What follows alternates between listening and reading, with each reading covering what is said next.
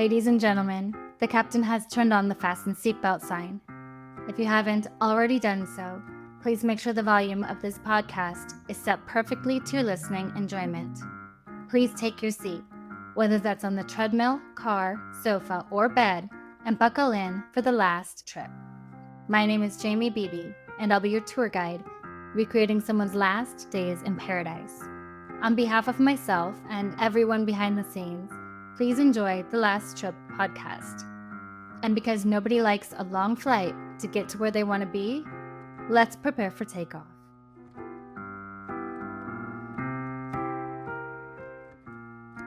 Travis Sackett was an experienced traveler with a passion for service. He dedicated years to volunteering with AmeriCorps and the Peace Corps, working in Peru and Guatemala, and most recently, lending a hand in Ecuador.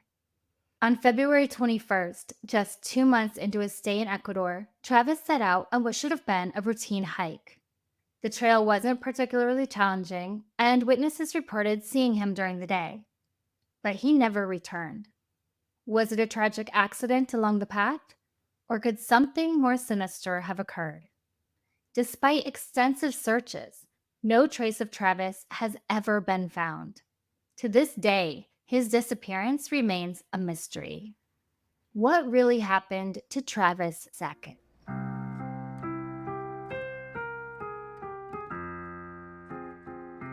Travis traveled to Ecuador after joining the platform Workaway. Workaway is a volunteer exchange platform where people can exchange pre-agreed amount of time per day in exchange for lodging and food provided by the host. The time exchange varies and can include gardening, taking care of animals, cooking, farming, or even more specialized types of help. It's great for budget travelers who want to give back to the communities they visit, and it allows them to really become immersed in the local culture. It's something I've looked at in the past and would love to get involved in one day. Through Workaway, Travis went to Ecuador to volunteer for a farm near the village of Pimampiro called Eco Finca Cabrera. The city of Pimampiro is a hidden gem, perfect for those seeking off-the-beaten-path experiences, a connection to nature, and immersion in Ecuadorian culture. It's more of a quiet and serene place rather than a popular tourist attraction. Eco Finca Cabrera is an eco-friendly retreat located in the San Jose de Imbabura community, approximately 2 kilometers from the Pimampiro viewpoint in the Imbabura province, Ecuador. The finca offers a family-style cabin with social areas, 3 rooms with shared bathrooms, a kitchen, and a private suite boasting a spectacular view of the volcano. Workaway guests help in harvesting and producing organic coffee, tobacco, beer, and chocolate in exchange for their stay. They can also experience natural healing through temazcal, the traditional steam bath and vapor section with medicinal plants, aimed at enhancing physical and mental health. They also have guided tours, hiking, and excursions exploring land around the finca. One of those hikes is to the Imbabura volcano, known as Sacred Father. It's the hike Travis left for when he went missing. It's an extinct stratovolcano that has an elevation of a little over 15,000 feet. It offers breathtaking views and an excellent opportunity for outdoor enthusiasts to explore something so unique. The hike is moderately challenging and suited for experienced hikers with good physical fitness. So Travis should have been just fine on this hike. And he did this hike previously without any problems.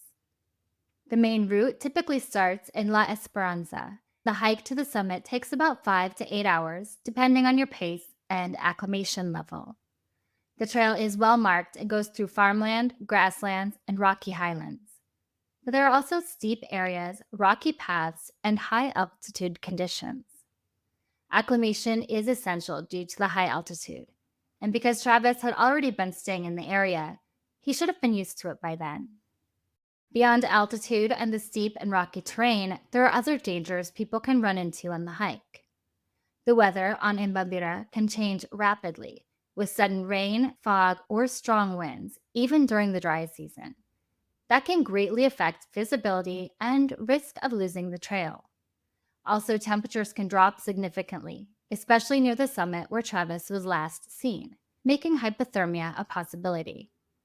And in certain sections, loose rocks may fall, especially if disturbed by other hikers above. But many people hike the volcano daily, and there are no problems.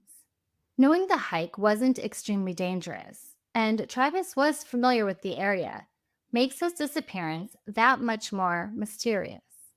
Let's get to know more about Travis Sackett.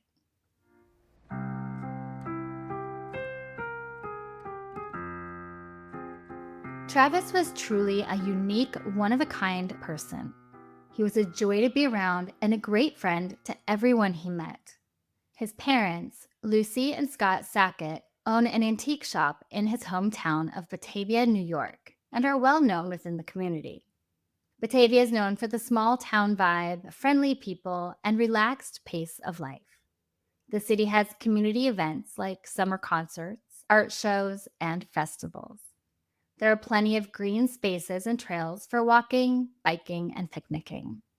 While it was an amazing place to grow up, Travis wanted to see the world and do his part to help people and the environment. So after graduating from Batavia High School in 2003, Travis served several AmeriCorps and Peace Corps terms.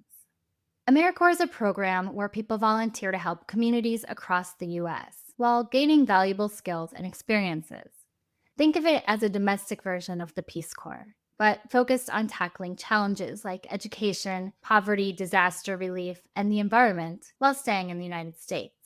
Members join for a set period of time, usually about a year, and work on projects like tutoring kids, building homes, responding to natural disasters, or protecting parks. In return, they get a small living allowance, money to help pay for college or student loans, and often training and experience that can boost their careers. It's a way to give back, learn, grow, while making a real difference in communities that need support. But Travis wanted to travel and help people around the world, not just in the United States. So he also joined the Peace Corps. This is a program where people volunteer to go to other countries and help communities with important projects. It's run by the US government and focuses on things like education, health, agriculture, and the environment. Volunteers usually live in a country for 2 years, working directly with local people to solve problems or share skills. For example, they might teach kids in a school, help farmers grow crops more efficiently, or work on clean water projects.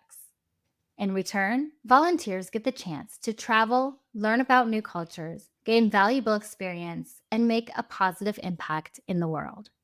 It's about building friendships and understanding between people from different countries while doing meaningful work. And Travis loved it.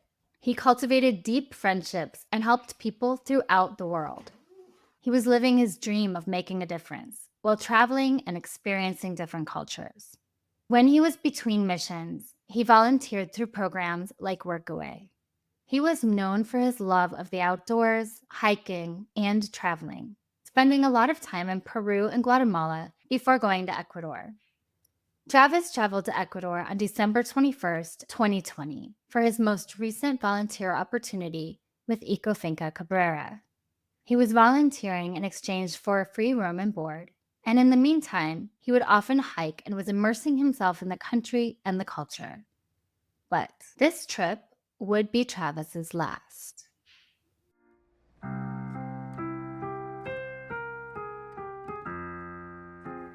On Sunday, February 21st, 2021, Travis left Ecofinca Cabrera to do a day hike at the Imbabura volcano, something he had done before. The only difference was that this time, he never came back. When Travis failed to show up at the Ecofinca for work the next day, on February 22nd, his host family reported him missing. He had gone on the hike alone and brought his day pack, but it's not known what supplies or how much supplies he had in his pack. He was an experienced hiker, so it's assumed he had some supplies in case of an emergency. And there very well could have been some kind of an emergency.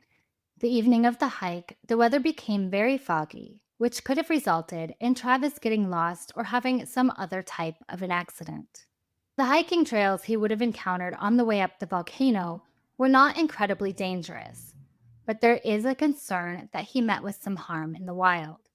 This could include getting lost, falling, any type of accident, or even a wild animal. There are venomous snakes, rare sightings of mountain lions, and even the occasional aggressive wild boar. But if he had met up with one of these animals, it's likely searchers would have found clues pointing in that direction. The most harmful animal he could have met up with on that hike would have been human, which means there is the possibility of foul play. When the people at Eco Finca realized Travis never came back from his hike, they searched the trails for him, but they came up empty handed. And for reasons unknown, rescue teams didn't start a formal search for him until February 25th and 26th, nearly 5 days after he vanished. By then, they were completely unsuccessful in those searches, not finding a single clue to where he was or where he could be. Once his friends and family were notified he was missing, they rushed to get the word out and asked for help through social media. They discovered through Facebook posts that there were several witnesses who saw him while he was hiking. They know at one point he was close to the peak, but no one saw Travis after the hike. Travis's family offered a $2,000 reward, but no other witnesses came forward and no signs of Travis were found. Citizens throughout the area began forming their own groups to help in the search, but they also found nothing. If Travis was lost or had an accident on the hike, searchers should have found some sign of him or his belongings. A third formal search for Travis took place on Thursday, March 4th, with his family giving the following update. March 4th, there was another search for Travis, but nothing was found. The cloud cover in the volcano makes visibility and the search difficult. We do not know when the police will conduct another search, but we are going to try and hire local guides to conduct searches independently of the police. A big thank you to all who donated for making it possible to offer a reward and to attempt to hire more people to aid in the search for Travis. On March 6th, the reward for finding Travis was raised from $2,000 to $4,000. On March 8th, 15 days after Travis vanished, his family assembled a team of local guides familiar with the volcano, and they set off on yet another search. These guides were trained in wilderness first aid, and some had search and rescue experience. One of them was even trained in vertical search and rescue. They were coordinating with the local police to cover new ground, so they weren't searching the same areas in vain. Lobos Trekking and a team of 12 locals also joined in the search, even interviewing witnesses and others who were on the volcano that day in order to zoom in on the most likely areas Travis could have been. A team with specially trained search and rescue dogs also joined the search. The dogs had access to some of Travis's belongings, hoping they'd find his trail, but they came up empty. These groups searched through March 11th and still found absolutely no sign of Travis. And I can't stress enough that there wasn't a single clue found. If Travis was lost, or had an accident, or fell on his hike, one of the search and rescue teams would have found something. On March 14th, Travis's family put out a new update saying, "This past week had several searches for Travis. This morning, there were some volunteers at the volcano using a drone to try to see if they could gather any helpful images. We also had a hired group of guides searching with a drone and drone operator. Tomorrow morning, the group of guides will return to the volcano to search again. This has all been possible from the GoFundMe donations. On Wednesday, there will be a large police-led search of 60-plus people. There will be a helicopter, a drone, police, firefighters, volunteers, Red Cross, and police dogs. We are very hopeful to find Travis in the coming days." But on March 18th, they updated everyone that the large search was not what they hoped for, saying, "Unfortunately, yesterday's large-scale search did not result in finding Travis. The search was cut short due to weather. Because of the weather, a helicopter and drones were not used. The police have said they will conduct another search next week. Hopefully, they will be able to conduct a more extensive search using all of their resources." But unfortunately, that large search didn't happen either. And on March 30th, they updated everyone that local groups were still searching and focusing on areas that had not yet been searched. The local groups would then let the police know where they searched. So when the police were able to conduct that other large scale operation, they'd know where to go. Lobos Trekking was still conducting regular searches and even camping on the volcano for nights at a time, but they found nothing. With still no word from Ecuadorian authorities, in late April, Travis's family hired Louth Investigations out of Indianapolis. Led by Thomas Louth, the Louth Investigations missing person team has over 40 years combined experience working closely with families of endangered and at-risk missing persons. Their team regularly cooperates with local, state, and federal law enforcement, missing persons organizations nationwide, and with national media. And many families feel they have to hire a private investigator when their loved one goes missing, especially when it's in another country. There's so much more to deal with when different cultures, languages, and lifestyles are involved in a search like this. Thomas and his team traveled to Ecuador to aid in the search. In late July, 5 months after Travis was reported missing, another formal search was organized. This time, it involved Louth Investigations, the Imbabura Fire Department, the National Police, groups of private hikers, the Quito firefighters, and Army personnel. But even with that huge search team, they did not find a single sign of Travis. From there, the case grew cold and the searches stopped. Over a year later, on March 7th, 2022, Travis's mom, Lucy, released a final statement regarding his disappearance. She said, "Thank you for your ongoing support and well wishes over the past year. Your concern and care is greatly appreciated. I wanted to share with you an update in regard to the status of the search for Travis.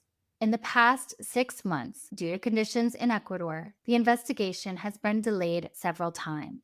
Our international missing persons expert investigator, Tom, has scheduled a second trip down to Ecuador in mid-March. Recently, heavy rains have caused mudslides that have made it dangerous to gain access to the area of the search. The military and police are currently working in these areas, and at the time of Tom's arrival, they will also have a team available to aid in the search. We've also been told that the community in Ecuador has expressed their concern about the devastating disappearance of an American young man and are praying for answers. Just so you know, 100% of the funds that were donated to the GoFundMe and to us were used to pay for the initial searches, for vetted professional guides for the volcano, and to fund the expert investigator and his team. Scott and I have been keeping busy with our antique business, and I wake up every day with a sense of hope for new information. We are hoping that the search will proceed as scheduled, and we will let you know as soon as we hear anything. Again, we are so grateful for the support and kindness that you have provided us during these difficult times." And that had to have been an extremely hard update for Travis's mother to write. But there were many comments and posts on Reddit asking why they weren't doing more, why there were so few updates, and why the case disappeared from the media. I think what those people don't understand is how utterly draining and devastating it is to search for a missing loved one. And when you add in that the person is missing in another country, it can be even more difficult to navigate, more expensive, and there are often less resources available. In Travis's disappearance, no clues have ever been found. There are no sightings. His things weren't found. Absolutely nothing. So, there are no more updates for his family to make.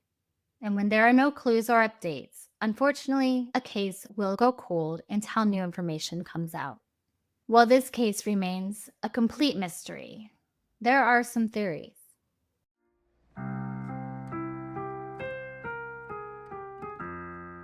I think the theory most likely is that Travis had some kind of an accident on the volcano while hiking. Either he fell, got lost in the fog, or even met some kind of wild animal.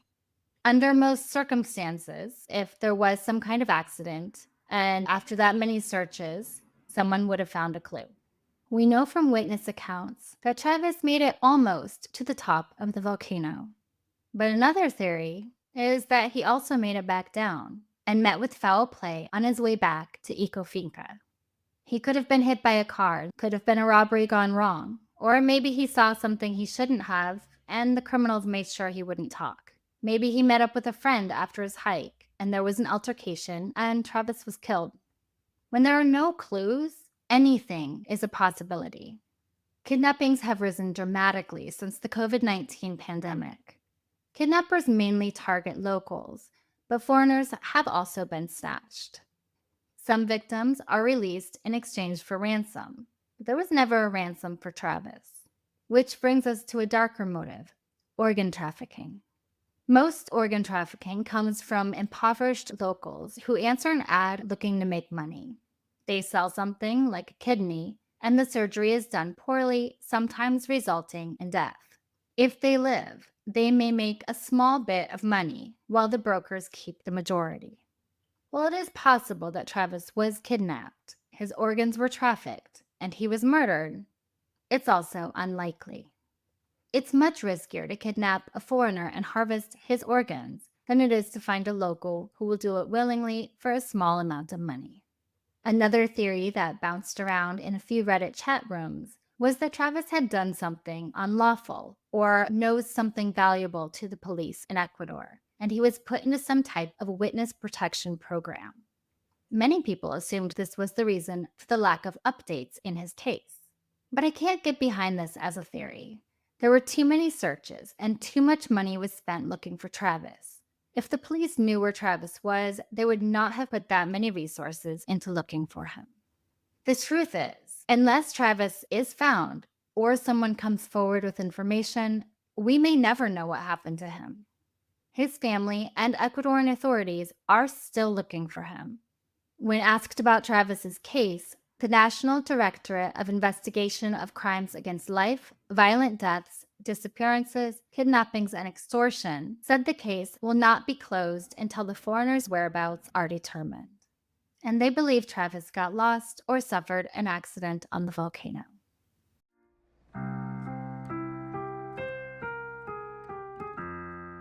Is Ecuador a safe place to visit? Overall, on vacation in Ecuador, you'll likely be just fine. The U.S. Travel Advisory has Ecuador at a level 2, which is to exercise increased caution due to civil unrest, crime, and kidnapping. Like many countries, crime is a widespread problem. In Ecuador, violent crime, such as murder, assault, kidnapping, and armed robbery, is prevalent, but it also depends on where in the country you are. The rate of violent crime is significantly higher in areas where transnational criminal organizations are concentrated.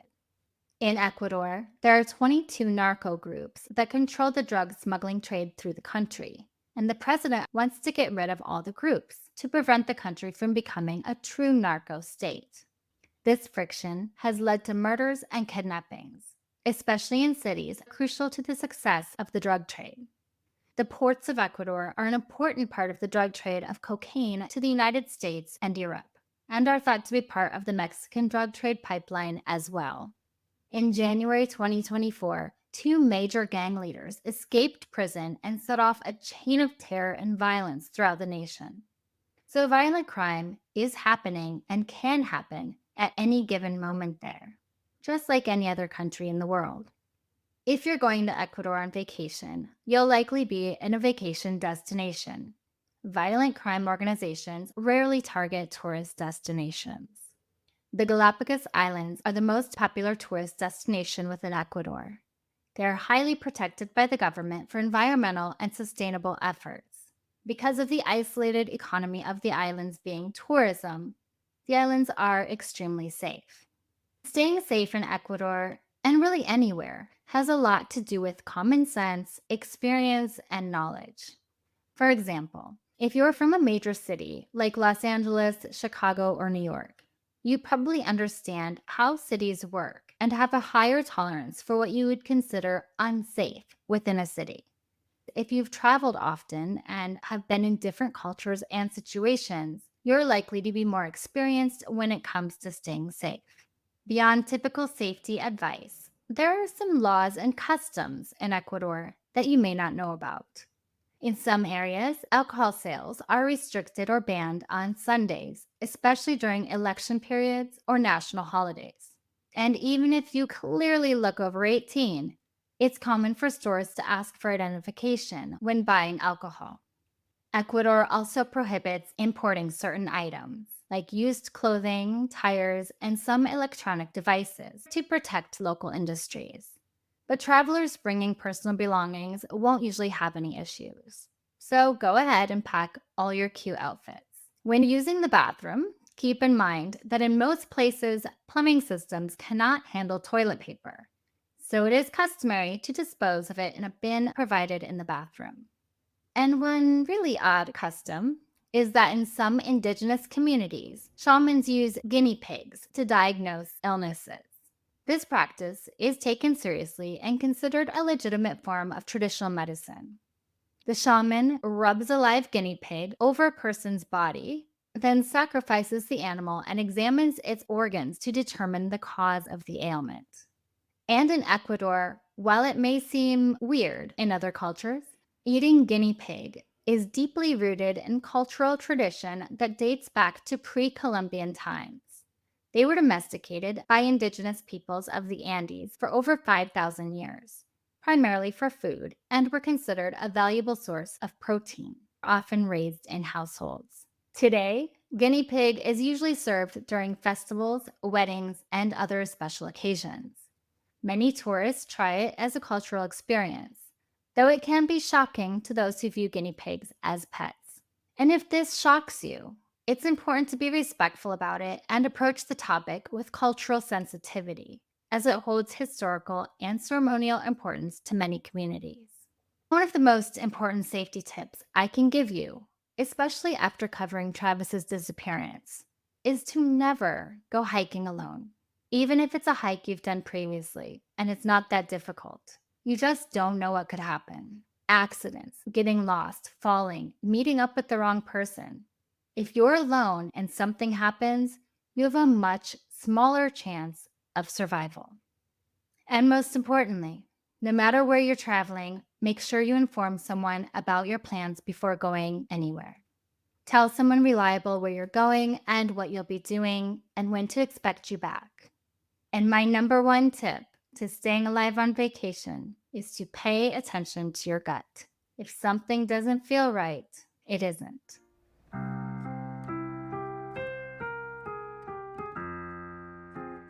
Travis Sackett disappeared while hiking at the Imbabura volcano in Ecuador on February 21st, 2021. He was 36 years old, 6 feet tall, about 170 pounds, with brown hair and brown eyes. He often had a full beard and wore glasses. He was last seen wearing a light puffy jacket, shorts, boots, a hat, a headlamp, his glasses, and he was carrying hiking poles. If you have any information about Travis's whereabouts, please contact this WhatsApp number, 593-999-933-3148, or reach out on Facebook at Find Trav. Travis's family and friends miss him terribly, and they are still searching for answers on what happened or where he may be. If you have any information at all, now is the time to speak up.